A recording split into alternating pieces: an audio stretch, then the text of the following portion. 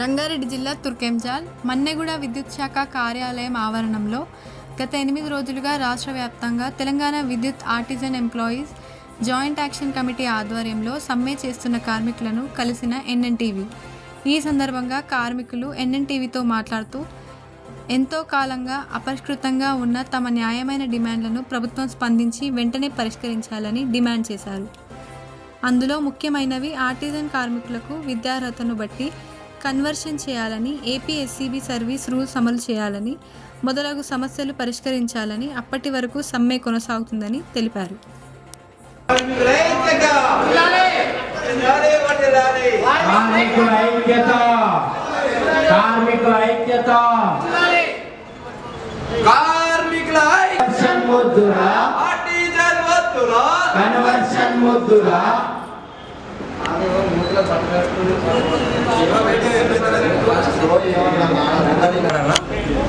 మేము ఇక్కడ గ్రామీణ డివిజన్ నుంచి జేఏసీ పిలుపు వరకు ఇప్పటికీ దాదాపు మేము 8వ రోజు సమ్మె చేయడం జరుగుతుంది.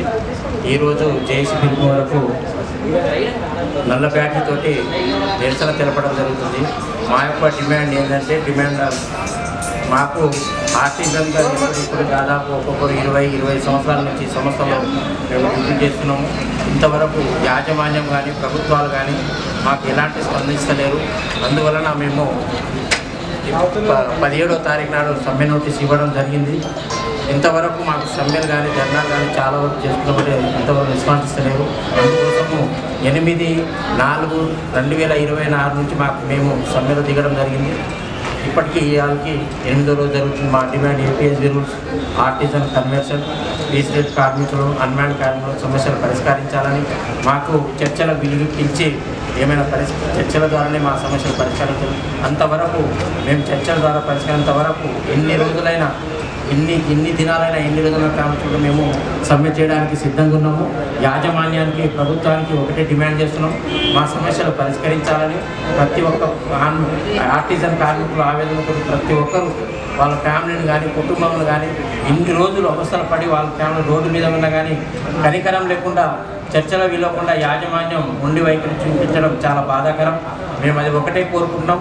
ప్రభుత్వానికి యాజమాన్యాలకు డిమాండ్ చేస్తున్నాం, మాకు చర్చలో విలువండి అని మొన్న పిలిచినప్పుడు మళ్ళీ 17వ తారీఖు వాయిదా వేయడం జరిగింది. 17వ తారీఖు నాడు మా చర్చలు సఫలం కావాలని మేము మనస్ఫూర్తిగా ఆర్టిజన్ కార్మికుల తరఫున ప్రతి ఒక్క మేము యాజమాన్యానికి ప్రభుత్వానికి డిమాండ్ చేయగలుగుతున్నాం. ఈ యొక్క దినం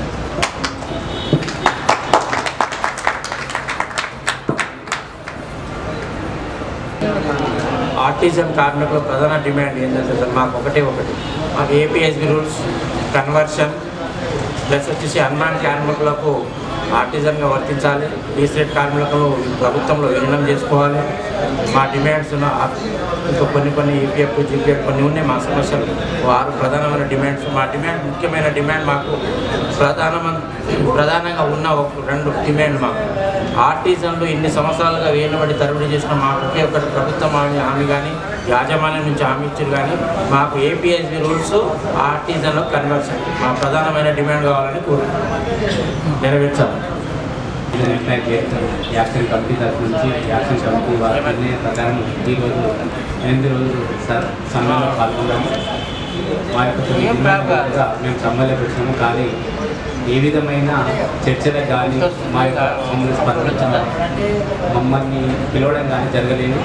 అలాగే మా మేనేజ్మెంట్ మాపై కొన్ని ఈ రోజు నుంచి టెర్మినేషన్ ఆర్డర్ అనే విధంగా అధికారికంగా ప్రకటిస్తున్నది చెప్పడం జరుగుతుంది.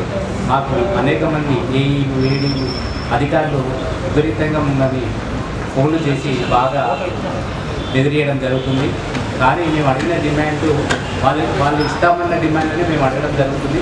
కానీ వాటికే ఇంత ప్రభుత్వం కానీ మరియు ఈ అధికారం కానీ మా పైన ఇంత కక్షసారి ఎందుకు చేస్తున్నారు అనేది మాకైతే అర్థం కావట్లేదు.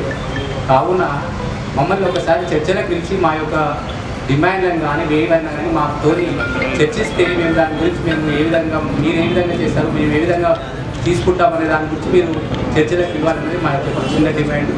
కాబట్టి తొందరగా మమ్మల్ని చర్చలకు తెలిసి మా యొక్క డిమాండ్లు సఫలం చేస్తే సంతోషపడతామని చెప్పారు.